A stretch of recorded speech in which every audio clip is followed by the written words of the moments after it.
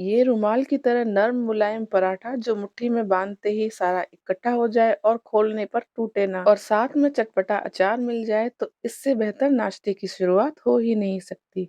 जब इस तरह का रेशमी पराठा और अचार आप खाएंगे तो आपका दिन ही बन जाएगा। तो चलिए इसे कैसे बनाते हैं जान लेते हैं।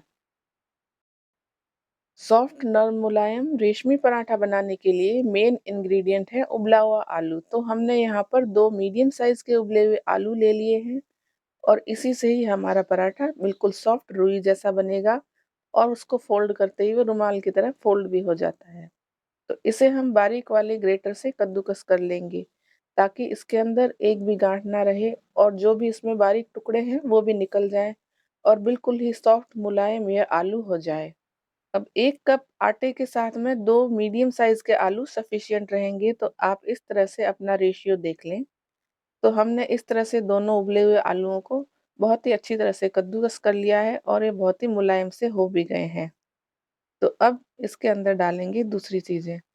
तो सबसे पहले हमने यहाँ पर बारीक कटा हुआ हरा धनिया डाल लिया है और इसके साथ ही हम बारीक कटी हुई हरी मिर्ची भी इसमें डाल लेते हैं। और अब बारी आती है इसमें चिली फ्लेक्स डालने की। तो 1 छोटा चम्मच हमने इसमें से डाल लिया है। साथ ही हमने 1 टीस्पून जीरे का इस्तेमाल किया है और नमक आप अपने टेस्ट के अकॉर्डिंग डालें। तो हमने यहाँ पर हाफ टी स्पून के आसपास नमक भी मिला लिया है। और अब इसके अंदर हमने मैदे का इस्तेमाल किया है पराठे बनाने के लिए। आप चाहें तो पूरा गेहूं का आटा ले सकते हैं, चाहे तो आधा मैदा और आधा गेहूं का आटा ले लें। तो 1 कप मैदा हम इसमें डाल लेंगे और साथ ही साथ 1 टेबलस्पून ऑयल या घी भी इसमें डाल लें और इन सारी चीज़ों को अच्छी तरह से आपस में बाइंड कर लेते हैं। अब यहाँ पर उबला हुआ आलू इसमें डाला है और हरा धनिया काट के डाला है। तो उससे हमें इसमें पानी मिलाने की ज़रूरत तो नहीं पड़ेगी, लेकिन ज़रूरत पड़े तो आप हल्का सा थोड़ा-थोड़ा पानी डालकर इसका सॉफ्ट डो बना लें। और पड़े-पड़े ये डो और भी ढीला हो जाएगा। तो आप इस चीज़ का ध्यान रखें कि बहुत ज़्यादा ढीला और नर्म आटा आपको नहीं गूँथना है। और ऊपर से हम थोड़ा-सा तेल लगाकर इसे ढककर 5 मिनट के लिए रेस्ट पर रख देंगे। और इतने डो से हमने 5 से 6 पराठे बना लिए हैं। तो आप अपनी ज़रूरत के हिसाब से आटा या मैदा ले लें और उसी हिसाब से सारे सामान भी इसमें डाल लें और पराठे तैयार कर सकते हैं। अब आटे को रेस्ट पर रखे हुए 5-7 मिनट हो चुके हैं। तो चलिए अब पराठे बनाना स्टार्ट कर लेते हैं। तो हमने पहले आटे को फिर से थोड़ा-सा इकट्ठा कर लिया है। तो ये पहले से थोड़ा-सा और ज़्यादा मुलायम भी हो गया है। तो हाथों में थोड़ा-सा तेल लगा लेंगे ताकि आटा चिपके नहीं और इस तरह से अपनी ज़रूरत के हिसाब से एक पेड़ा तोड़ लेंगे। तो आप पराठा जितना बड़ा या छोटा बनाना चाहते हैं, उस हिसाब से इस डो में से एक पेड़ा ले लें और इस तरह से राउंड शेप देकर इसे बेलना स्टार्ट करें। तो चकले पर हमने थोड़ा-सा आटा छिड़क लिया है और फिर इसे हम बेल लेंगे। तो इस पराठे को थोड़ा पतला ही बेला जाता है, तभी ये खाने में भी अच्छा लगता है और यह फोल्ड करते हैं तो भी रुमाल की तरह लगता है, बहुत ही अच्छा। अब हमने साइड में तवा गर्म होने के लिए चढ़ा दिया है और इस तरह से हमने नॉर्मल चपाती के साइज का पराठा बेल लिया है। जैसे ही तवा थोड़ा गर्म हो जाता है तो हम इस पराठे को तवे पे डाल लेते हैं और एक साइड से जब ये हल्का सा सिक जाएगा तो इसे पलट लेंगे, जैसे हम चपाती को पलट लेते हैं। तो दूसरी साइड से भी जब ये थोड़ा-थोड़ा सिकने लगेगा तो हम इसके ऊपर थोड़ा-सा ऑयल या घी डाल लेंगे और इसे फिर से सेक लेंगे। तो अब यहाँ पर हमें एक चीज़ का ध्यान रखना है कि हमें यहाँ पर क्रिस्पी पराठा नहीं बनाना है, सॉफ्ट पराठा बनाना है। तो उस हिसाब से हम इसे हल्के हाथों से ही सेकेंगे।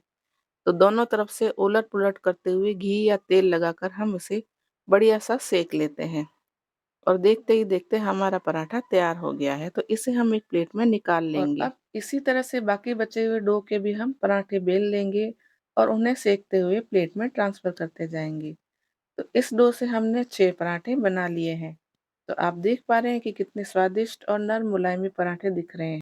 जैसा कि हमने आपको स्टार्टिंग में बताया था कि ये रुमाल की तरह सॉफ्ट पराठे होते हैं और जैसे ही मुट्ठी में डालेंगे तो फटाफट से फोल्ड हो जाते हैं और मुट्ठी खोलने पर ये टूटते भी नहीं।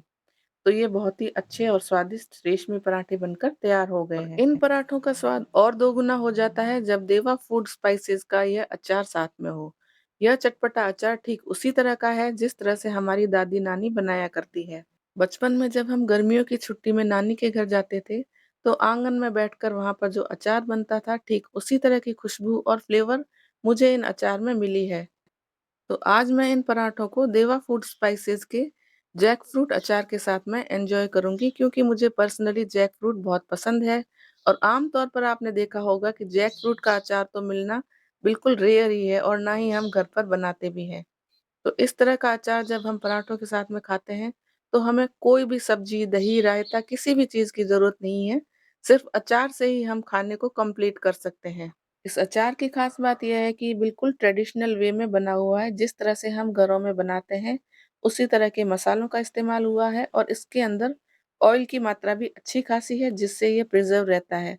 आम तौर पर मार्केट में जो अचार आते हैं, उसमें बहुत सारे प्रिज़र्वेटिव्स होते हैं और ऑयल नहीं होता और वो रूखा-रूखा होता है। ये नॉर्मल घर में जो अचार आते हैं, उसी तरह का बेहतर अचार है। आप भी अगर ट्रेडिशनल वे में बना हुआ अपनी दादी-नानी के हाथों के अचार को मिस करते हैं और वही टेस्ट खाना पसंद करते हैं, तो इस अचार का लिंक आपको डिस्क्रिप्शन बॉक्स में मिल जाएगा। आप उस लिंक से परचेज़ कर सकते हैं, आपको बेहद ज़्यादा पसंद आएगा। तो कैसी लगी आपको आज की हमारी रेशमी पराठा की रेसिपी है, तो आप हमें कमेंट करके ज़रूर बताएँ और इसे ज़्यादा से ज़्यादा शेयर करें और लाइक करना बिल्कुल ना भूलें और हमारे चैनल को आज ही सब्सक्राइब करके बेल आइकन को प्रेस करें।